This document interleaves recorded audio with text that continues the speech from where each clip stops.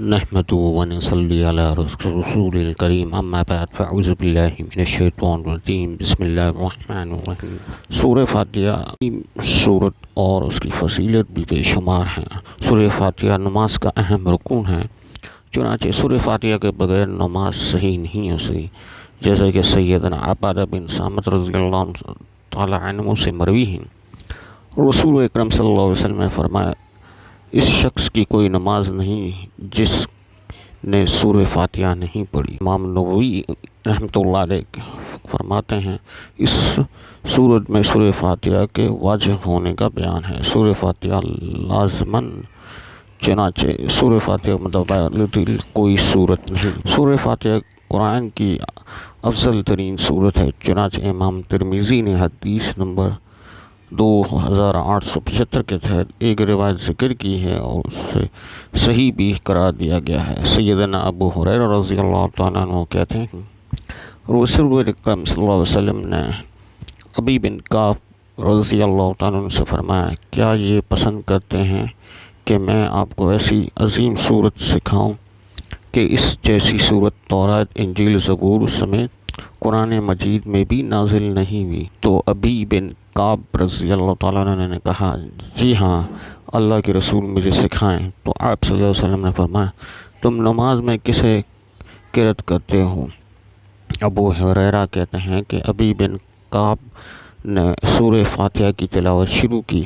اس پہ حضور صلی اللہ علیہ وسلم نے فرمایا، قسم ہے اس ذات کی جس کے ہاتھ میں میری جان ہے، تورات، انجیل، زبور و قرآن میں اس جیسی کوئی صورت نازل نہیں ہوئی۔ اس حدیث کو علامہ ابنانی نے صحیح ترمذی میں صحیح کہا ہے۔ سورہ فاتحہ بار بار پڑھی جانے والی صورت، اس کی 7 آیات سورہ کے بارے میں اللہ تعالیٰ نے فرمایا، یہ سورہ حجر آیت نمبر 87۔ یقیناً ہم نے آپ کو 7 آیات جو کہ بار بار پڑھی جانے والی ہیں اور قرآن عظیم عطا کیا۔ ابو سعید معلّہ رضی اللہ عنہ کہتے ہیں کہ رسول صلی اللہ علیہ وسلم نے فرمایا، مجھے فرمایا تمہیں مسجد میں نکلنے سے پہلے تمہیں قرآن کی عظیم ترین صورت ضرور سکھاؤں گا۔ پھر آپ صلی اللہ علیہ وسلم نے میرے ہاتھ پکڑ پھر جب مسجد سے نکلے تو ارادہ فرمایا تو میں نے عرض کی، اللہ کے رسول، کیا آپ نے نہیں فرمایا تھا کہ میں تمہیں مسجد سے نکلنے سے پہلے قرآن کریم کی عظیم ترین صورت ضرور سکھاؤں گا؟ تو آپ صلی اللہ علیہ وسلم نے فرمایا، وہ عظیم صورت الحمدللہ رب العالمین ہے، یعنی سورہ فاتحہ ہے۔ جو شخص کسی بھی قسم کی بیماری، موذی بیماری ہو، اس میں 7 بار پڑھے اور اول آخر 3 بار، 5 بار یا 7 بار، 11 یا 12 بار درود شریف پڑھے تو انشاءاللہ تعالی شفا ہوگی۔ اور جو شخص اس صورت کو 41 بار پڑھے، اس سے بھی ہر موذی بیماری کا علاج ہے، جیسے کہ کینسر وغیرہ کی طرح کی موذی بیماریاں ہیں۔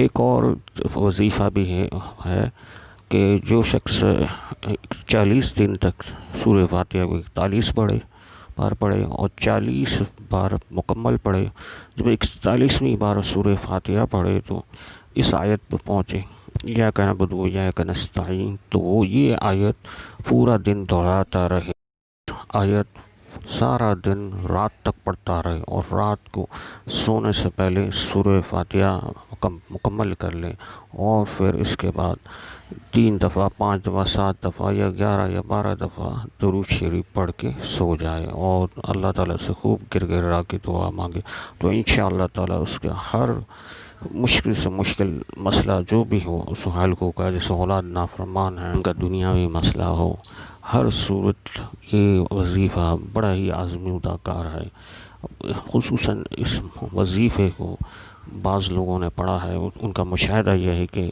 اس میں 10 یا 11 دن میں ہی ان کا کام بن جاتا ہے، مگر یہ کہ 40 دن مکمل کریں اور اس کی نیت کریں اور اس کو پورا کریں۔ ہمارے چینل کو سبسکرائب کریں اور ویڈیو کو خوب شیئر کریں اور لائک کریں۔